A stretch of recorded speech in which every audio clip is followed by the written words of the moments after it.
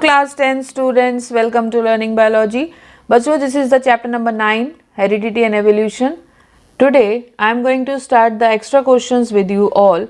Class 10 students, this is the part 2.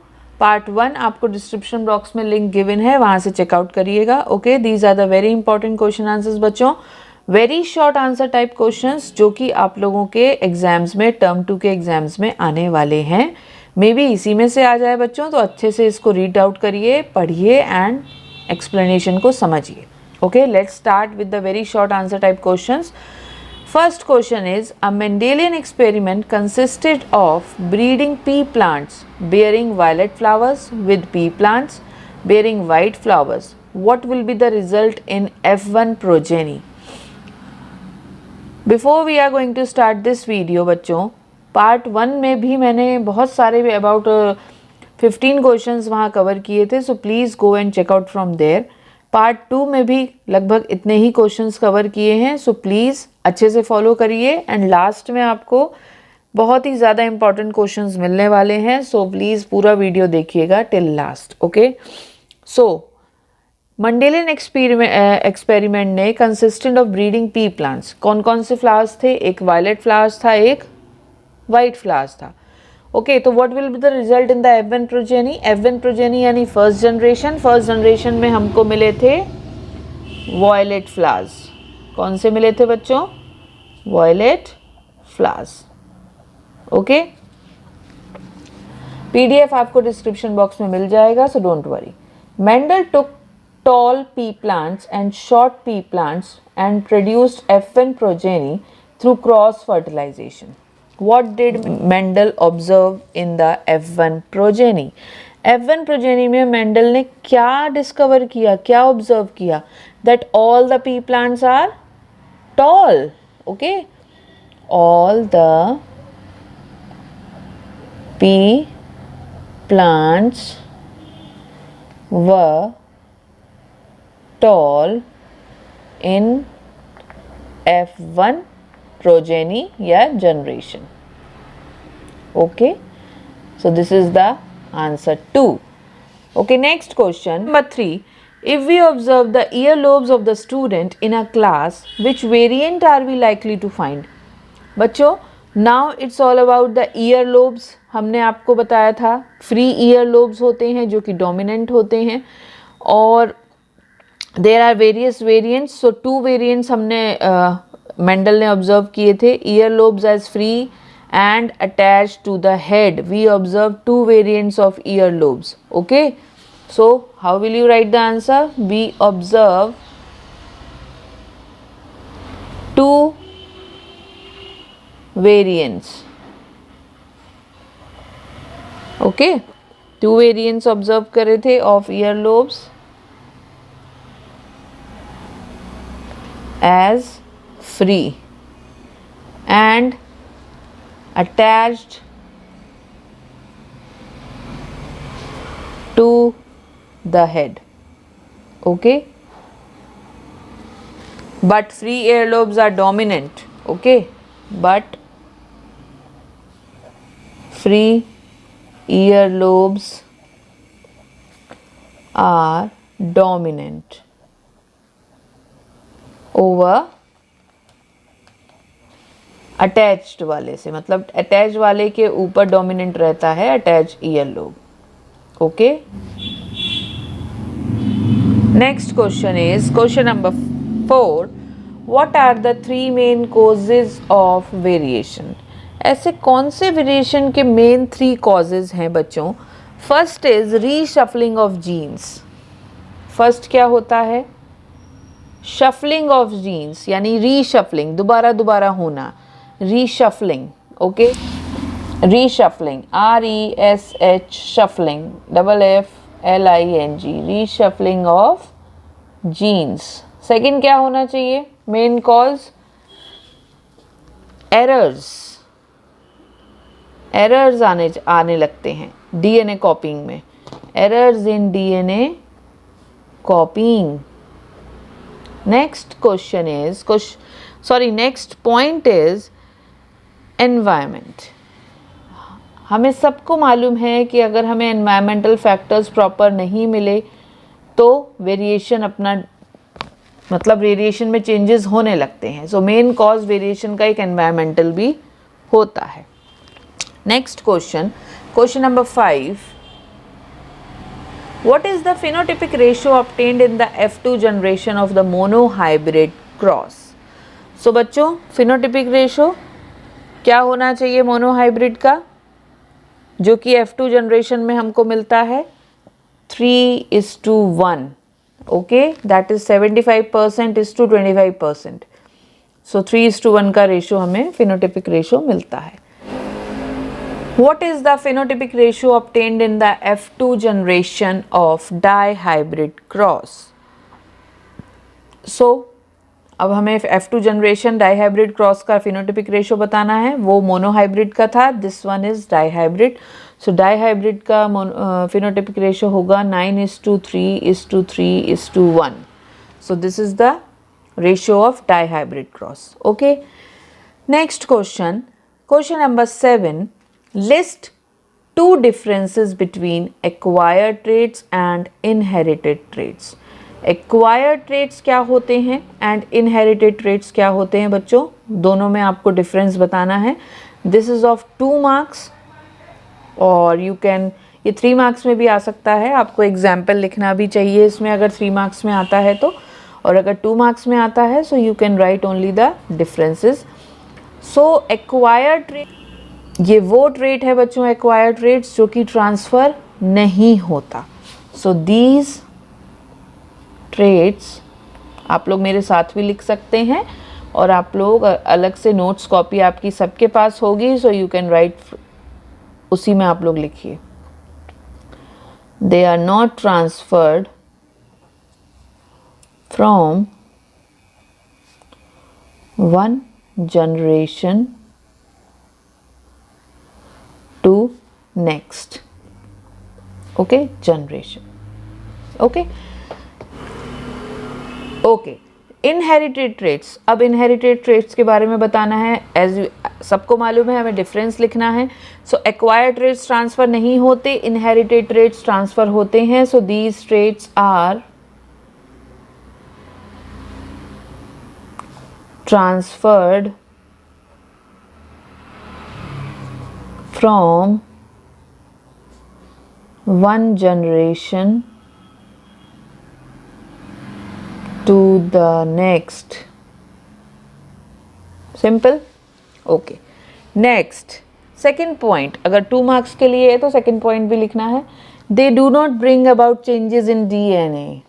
कोई DNA की changes नहीं होते, वो कोई भी changes नहीं लाते. They do not bring about changes in DNA.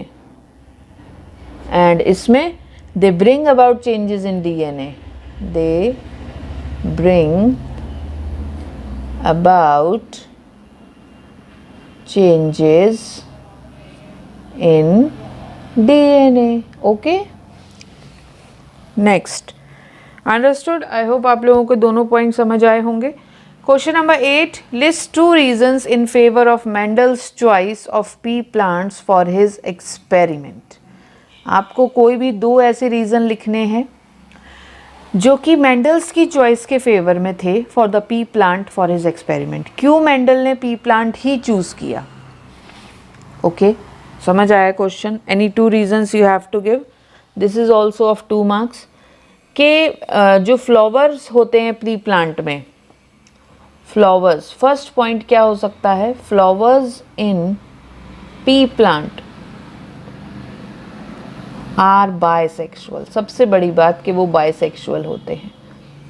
Okay, and second, उनके पास शॉर्ट लाइफ स्पैन होता है. Very important, very easy reasons in favour कि मेंडल्स चॉइस में पी प्लांट, मेंडल ने क्यों चॉइस किया P plant for his experiment. Clear. Question number 9. Question number 9.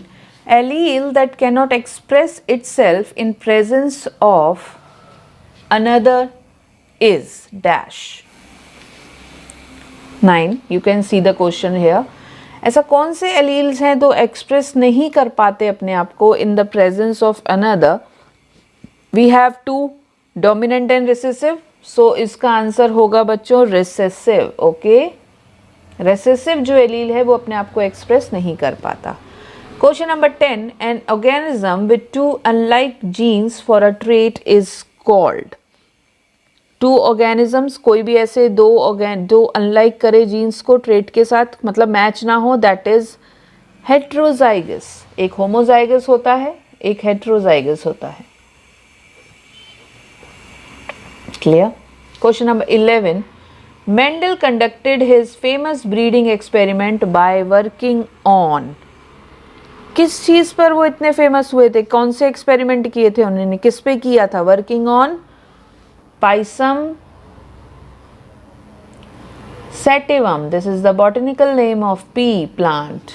Pisum sativum. Now the next question, question number 12. If a plant is heterozygous for tallness, the F2 generation has both tall and dwarf plants. This proves the principle of. This proves the principle of. तीन type के law आपने पढ़े हैं, dominance, segregation, independence. So this proves the principle of segregation. Okay, understood? समझ आ गया? If you have any doubt आप मुझसे कमेंट करके कमेंट सेक्शन में बोलिए. I will solve your problem बच्चों. Okay, next question, Question number 13. Segment of DNA providing information for a protein is called. A segment of DNA providing information for a protein is called its gene. Very simple. बच्चे बहुत confuse हो जाते हैं, gene आएगा कि क्या आएगा. Question number 14.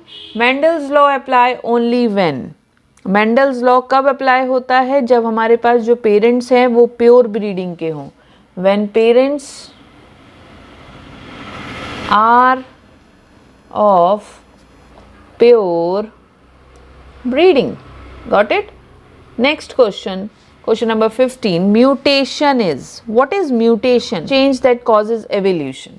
Simple, mutation is a change that causes evolution. Okay, when inherited. हाँ, ये भी लिख सकते हैं when inherited. Next question, understood? आप लोग लिखते जाइए. क्वेश्चंस आपको पीडीएफ के फॉर्म में डिस्क्रिप्शन बॉक्स में मिल जाएंगे, सो don't worry. Next question, question number 16. Why were pea plants more suitable than dogs for Mendel's experiment?